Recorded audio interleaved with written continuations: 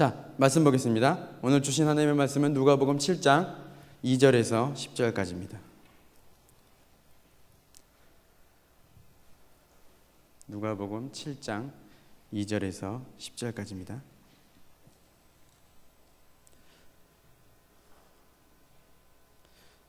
교독하겠습니다. 어떤 백부장이 사랑하는 종이 병들어 죽게 되었더니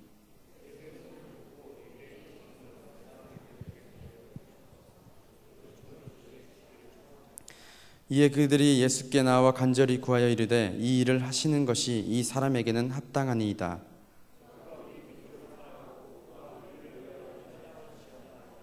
예수께서 함께 가실새 이에 그 집이 멀지 아니하여 백부장이 벗들을 보내어 이르되 주여 수고하시지 마옵소서. 내 집에 들어오심이 나는 감당하지 못하겠나이다.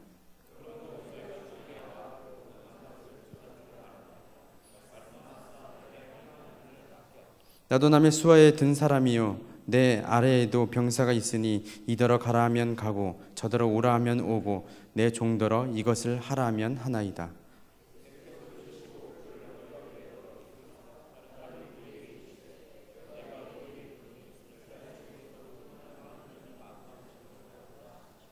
다 같이 했습니다. 보내었던 사람들이 집으로 돌아가 보매 종이 이미 나아 있었더라. 아멘. 성경에 보면 믿음에 대해서 많은 정의를 하는 것들을 보게 됩니다. 그 많은 정의들을 종합해 보면 어떤 결론이 나오냐면 믿음은 하나님을 아는 것이다. 믿음은 하나님을 경험하는 것이다로 결론을 정리를 할 수 있습니다. 따라서 우리가 믿음이 더욱 성장해지고 더욱 굳건해지기 위해서는 그만큼 하나님을 알아야 한다고 우리는 성경의 여러 본문을 통해서 알 수가 있습니다. 하나님을 아는 것만큼 우리는 믿을 수 있다는 말입니다. 오늘 예수님은 한 사건을 통해서 믿음에 대해서 설명하고 계십니다. 한 백부장의 사건을 통하여서 이스라엘 중에도 이만한 믿음은 보지 못하였다라고 놀랍게 여기면서 말씀하고 계십니다. 이 이야기를 더 명확하게 이해하려면 누가복음 이 전절 누가복음 6장 46절에서 49절까지의 말씀을 읽어야 합니다. 누가복음 6장 46절에서 49절 읽겠습니다. 시작. 너희는 나를 불러 어찌하여 내가 말하는 것을 행하지 않느냐. 내게 나와 내 말을 듣고 행하는 자마다 누구와 같은 것을 너희에게 보이리라. 집을 짓되 깊이 파고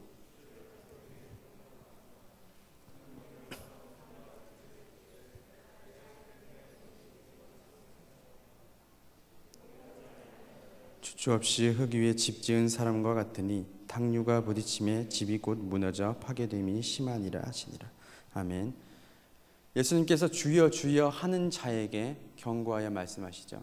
너희가 입으로는 주여 주여 입으로만 주여 주여 하지 말고 예수 그리스도께서 말씀하신 하나님께서 말씀하신 것을 그 뜻을 따라 행하는 자라야 나를 주인으로 섬기는 그런 자일 것이다 라고 말씀하신 그 이후에 백부장의 사건을 들어서 그렇다면 과연 주인으로 삼은 자의 그 믿음이 어떠한 것인지에 대해서 이 사건을 통해서 설명하고 있다고 생각합니다.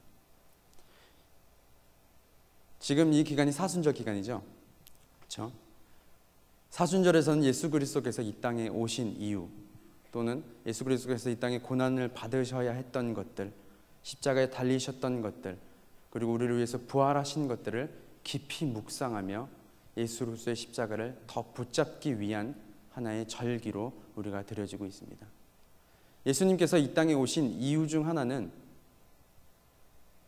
우리에게 다시금 우리가 죄를 이 세상의 것들을 주인으로 삼지 않고 우리를 구원하시고 우리를 창조하신 우리가 찬양으로 고백했던 것처럼 예수 그리스도를 우리 주로 다시금 모시는 주인으로 다시금 우리의 입을 통하여서 시인하는 것들을 회복시키기 위해서 이 땅에 오셨음을 우리가 알아야 합니다.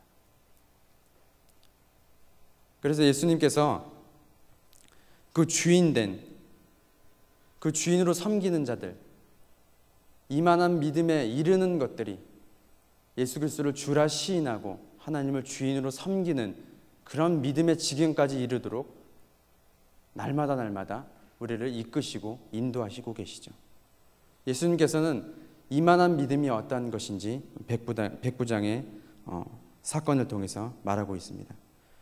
제가 사실은 이 누가복음 2장 2절에 7장 2절에서 10절까지의 말씀을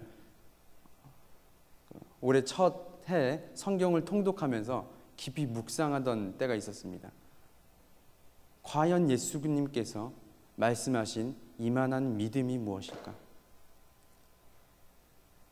누가복음 본문의 말씀을 통해서 보면 이만한 믿음이 어떻게 정의하고 있죠? 백부장이 고백한 것, 우리 8절 한번 읽어보도록 하겠습니다. 시작.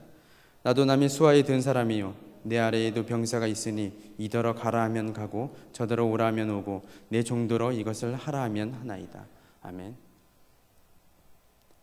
나도 남의 수하에 든 사람이요 내 밑에도 수하가 있으니 내 위에 있는 사람이 이쪽으로 가라 하면 가고 저쪽으로 가라 하면 하고 이것을 하라 하면 하는 것, 예수님은 이것을 믿음이라고 정의하셨습니다. 저는 이 말씀을 읽으면서 딱 한 가지 단어가 떠올랐습니다. 그것은 온유함입니다. 우리 마태복음 11장 29절을 한번 찾아보도록 하겠습니다. 마태복음 11장 29절입니다.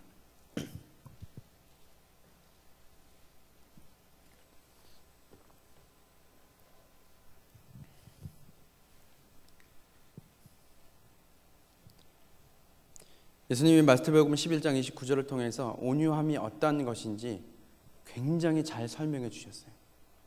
우리가 알고 있는 것과는 이미 알고 온유에 대한 단어에 대한 정의에 대해서 이미 알고 계신 분도 있겠지만 보통 알고 있는 것과는 좀 다른 그런 설명을 자세히 해주셨습니다. 다 같이 읽겠습니다. 시작.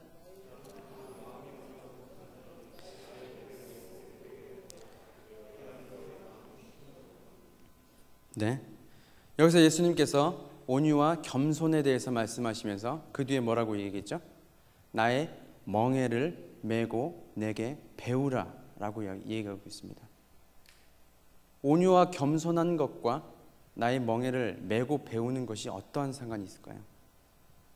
제가 온유에 대해서 단어에 대해서 예수님께서 이만한 믿음에 대해서 말씀하실 때 온유라는 단어가 떠올랐다고 얘기했죠. 그렇다면 과연 온유라는 단어는 어떤 의미를 가지고 있을까요? 온유라는 의미의 어원을 찾아보면 야생마가 길들여지다 라는 뜻이 있습니다. 우리는 보통 온유하면 어떤 말이 떠오르죠?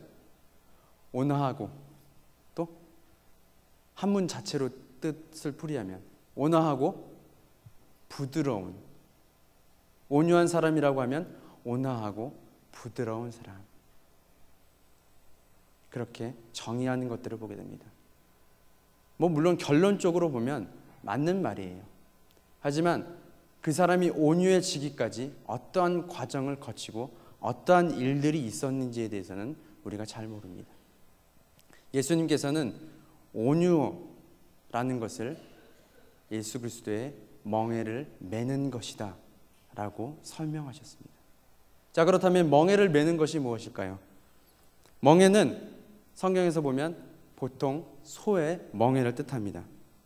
이 멍에는 자기 멋대로 가는, 밭을 갈 때나 또 농사일을 할 때 이 멍에를 매지 않으면, 또 멍에 말고 다른 여러 가지 소에 걸치는 농기구들이 있죠. 이런 것들을 걸치지 아니하면 밭을 갈 때 자기 멋대로 간다고 합니다. 자기 멋대로 밭을 갈고 그냥 자기가 가고 싶은 대로 간다고 합니다. 그래서 이 멍에가 없다면 이 소는 밭을 가는데, 그 도구로 사용하는데 아무런 쓸모가 없게 되어지는 거죠.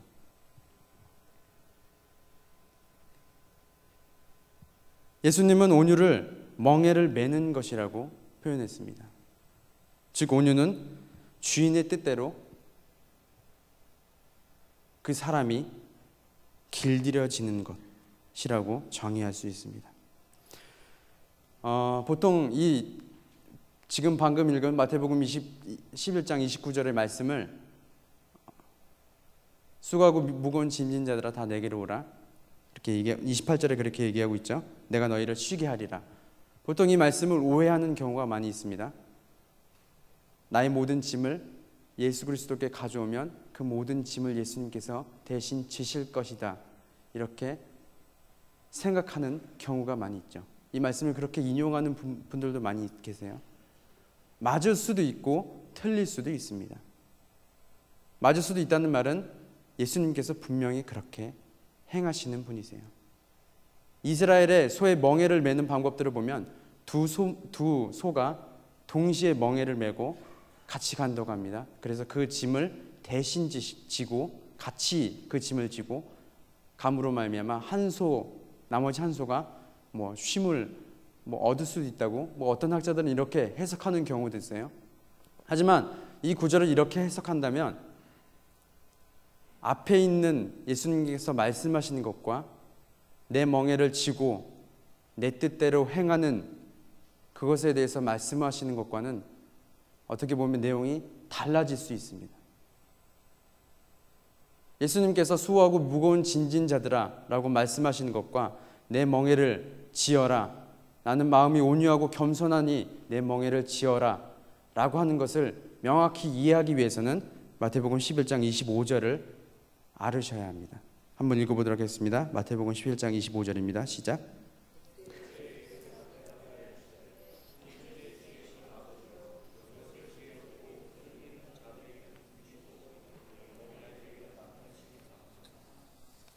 네.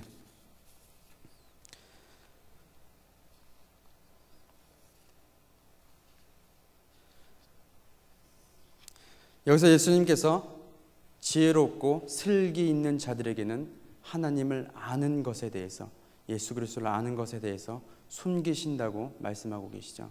이 말은 무슨 말이냐면 너희가 너희 힘으로 하나님을 아는 것들, 그 진리에 대해서 알려고 하는 것들, 이 세상을 살아가려고 하는 것들, 너의 힘과 너의 지혜와 너의 것으로 모든 것들을 살아가려고 하는 것들, 너희가 하나님의 백성임에도 불구하고 너희의 힘과 지혜로 이 세상의 것을 쫓아 살아가는 그런 자들에게는 하나님의 일을 숨기신다는 뜻입니다.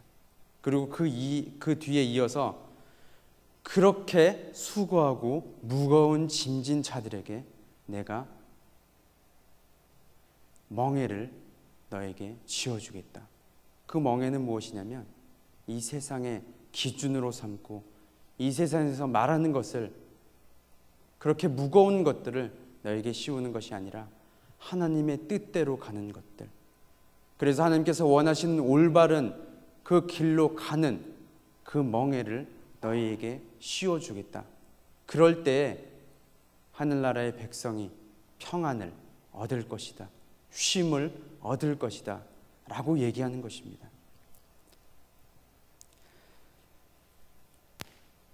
성경에서 보면 목자와 양의 비유를 굉장히 자주 얘기하고 있습니다. 대표적으로 시편 23편이 대표적인데요. 성경에서 보통 목자라고 얘기할 때 누구를 지칭하는 말이죠? 목자, 선한 목자. 네, 예수님, 하나님, 여호와 하나님. 그리고 양은 누구를? 보통 우리를 비유하고 있죠. 자, 시편 23편 한번 찾아보도록 하겠습니다.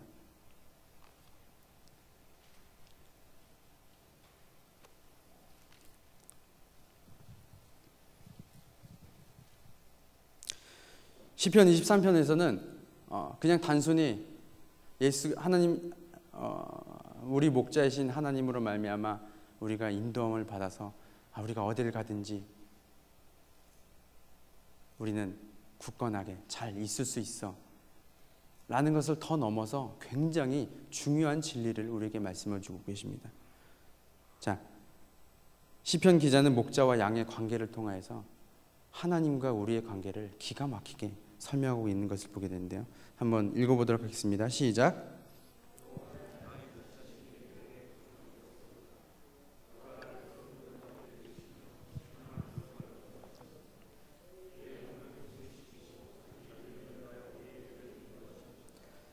내가 사망의 음침한 골짜기로 다닐지라도 해를 두려워하지 않을 것은 주께서 나와 함께 하심이라.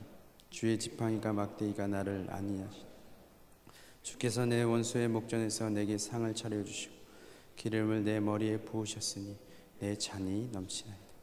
내 평생의 선하심과 인자하심이 반드시 나를 따르리니 내가 여호와의 집에 영원히 살게 하시니. 아멘. 자, 하나님께서 내게 부족함이 없게 하시고 푸른 초정과 실만한 물가로 인도하시고 영혼을 소생시키시고 의의 길로 인도하시며 사망의 음침한 골짜기로 다닐지라도 두려워하지 않게 하심은 하기 위해서 목자가 또한 하나님이 사용하신 도구가 있습니다. 그것이 무엇일까요? 막대기와 지팡이입니다. 시편 기자는 이것을 여호와의 선하심과 인자하심으로 비유하고 있습니다. 자, 하나씩 살펴보도록 하겠습니다. 먼저는 양의 특성에 대해서 먼저 살펴보도록 하겠습니다. 성경을 좀 많이 찾아야 돼요. 죄송합니다. 자, 이사야 53장 6절입니다.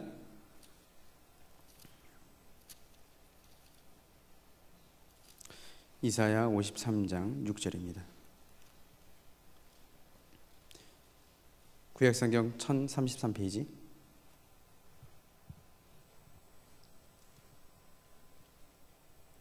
자, 시작. 여호와께서는 우리 모두의 죄악을 그에게 담당시키셨도다. 아멘. 요한복음 10장 4절 찾아보도록 하겠습니다. 요한복음 10장 4절.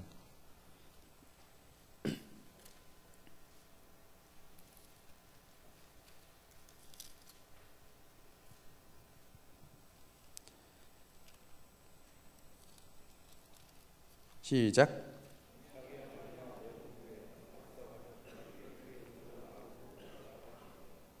네.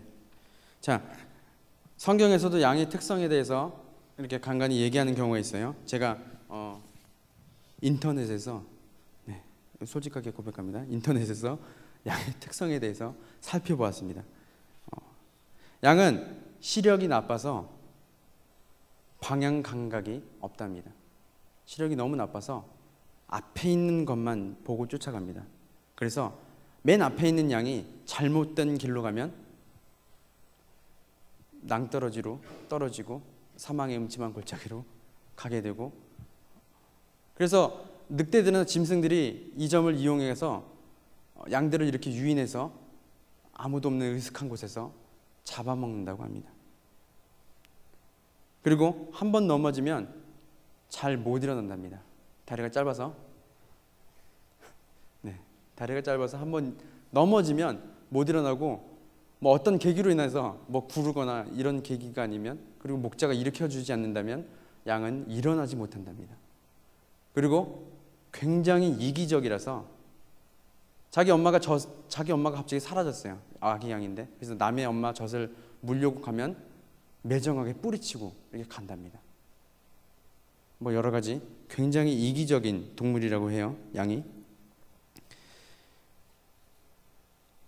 이런 양의 특성을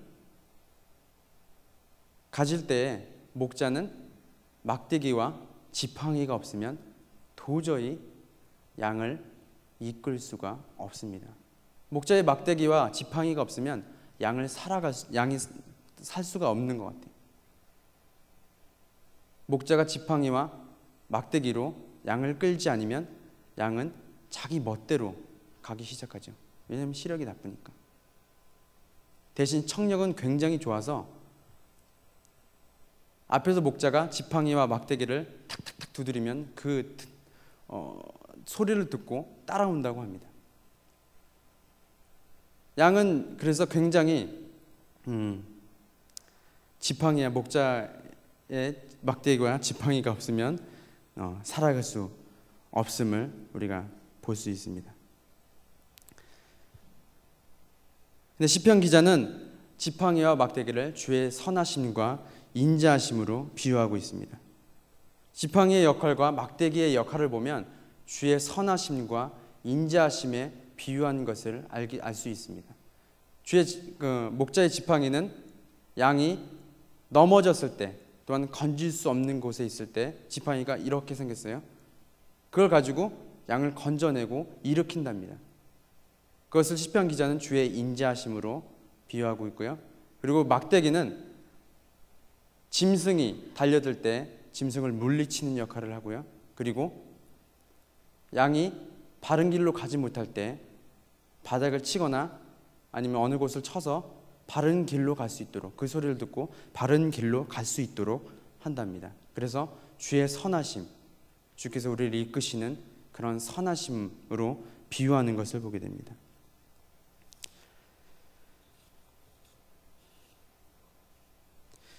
우리가 온유에 대해서 말할 때 이 한 사람을 빼놓을 수 없습니다. 민수기 12장 3절에 보면 하나님께서 모세에 대해서 이렇게 말씀하십니다. 이 사람 모세는 온유함이 지면의 모든 사람보다 더하더라. 사실 모세는 굉장히 온유하지 못한 사람입니다. 우리가 출애굽기에 보면 모세는 40살에 어디로 쫓겨나죠?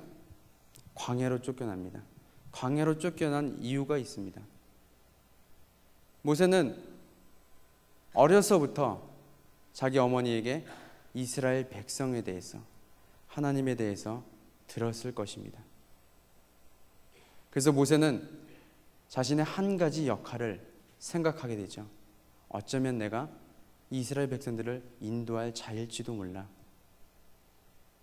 그리고 그 일들을 행하기 시작합니다. 이스라엘 백성들을 위해서 변호하기 시작하고요.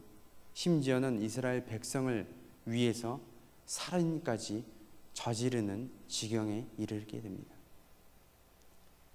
모세는 자신의 힘과 자신의 지혜와 자신이 가진 것을 가지고 이스라엘 백성들을 인도할 줄 알았어요. 내가 이스라엘 백성들을 챙길 줄 알았습니다. 하지만 결국엔 어떻게 됐죠? 40년 동안 광야 생활을 하게 됩니다. 모세는 굉장히 온유하지 못한 사람이었어요.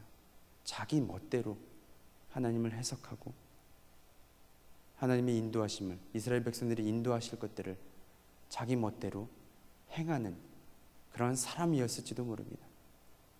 하나님은 40년 동안 모세를 기다린 이유가 있습니다.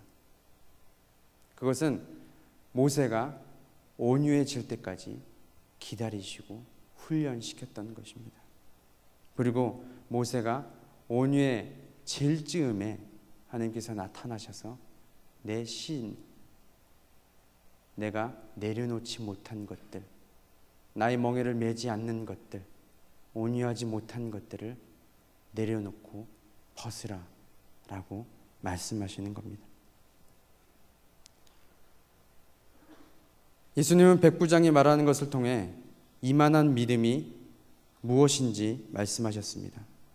그것은 우리를 구원하신 주인의 뜻대로 행하는 것이며 그것은 바로 온유함이고 예수님은 그 온유함을 예수님의 멍에를 매는 것이라고 설명하셨고 그것은 내 평생에 막대기와 지팡이, 주의 선하심과 인자하심으로 그 속에 살아가는 것을 의미하고 있다는 것을 말하고 계십니다.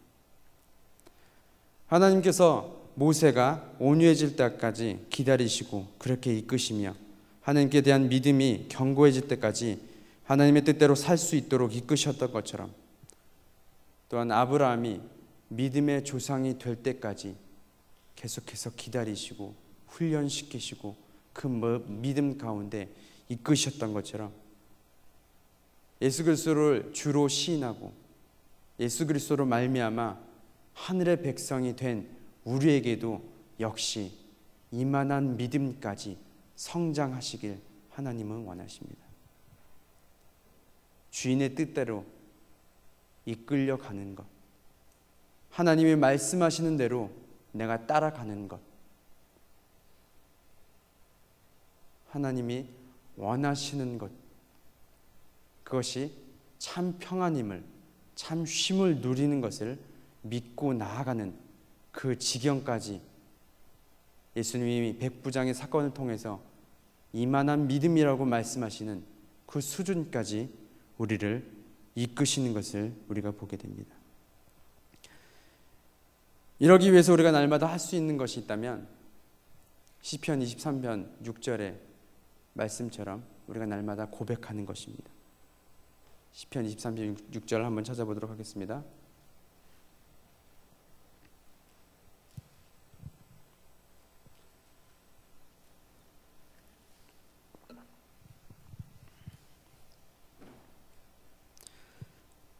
시작. 내 평생의 선하심과 인자하심이 반드시 나를 따르니 내가 여호와의 집에 영원히 살리로다. 아멘. 내 평생에 하나님의 선하심과 인자하심이 내가 예수 그리스도를 주로 시인하는 그 순간부터 예수 그리스도가 나의 구원자이심을, 구세주이심을 고백하는 그 순간부터 주의 선하심과 인자하심이 나를 내 평생에 따를 것인데, 그렇다면 나는 여호와의 집에 영원히 살면서 내가 그것을 놓치지 않기 위해서, 날마다 믿음이 성장하기 위해서, 하나님을 알아가는 것을 놓치지 않기 위해서 내가 날마다 여호와의 집에 살겠습니다 라고 고백하고 순종하는 것입니다. 우리들 할 일은 이것뿐입니다. 우리가 이렇게 고백하고 순종할 때 모세를 이끄셨던 것처럼, 아브라함을 이끄셨던 것처럼 우리를 이만한 믿음의 지경까지 하나님은 이끄실 것입니다. 우리는 다만 이러한 고백을, 또한 이런 순종을 할 뿐입니다. 고린도후서 5장 14절에서 15절 한번 찾아보고 마치도록 하겠습니다. 고린도후서 5장 14절에서 15절입니다.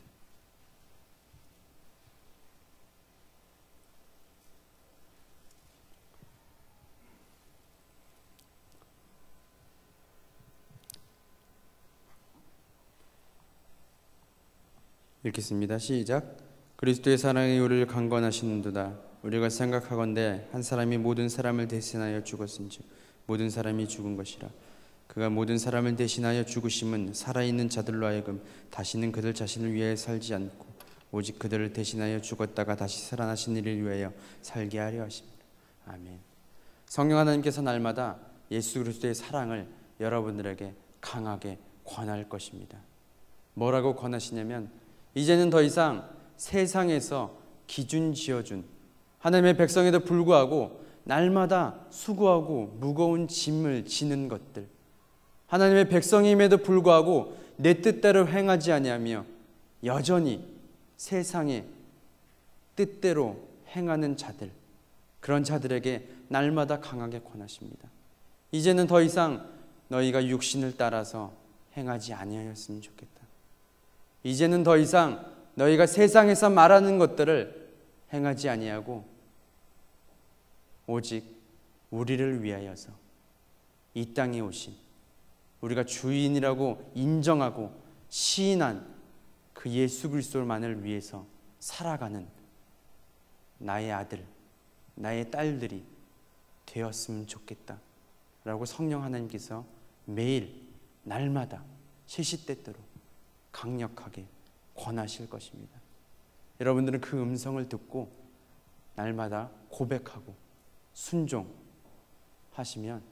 예수님께서 백부장의 사건을 통하여서 이만한 믿음을 내가 보지 못하였노라 라고 말했던 것처럼 여러분들의 믿음 가운데 이만한 믿음까지 성장하고, 그래서 날마다 하나님께 영광을 돌리는 저와 여러분들이 되시기를 예수님의 이름으로 소망합니다.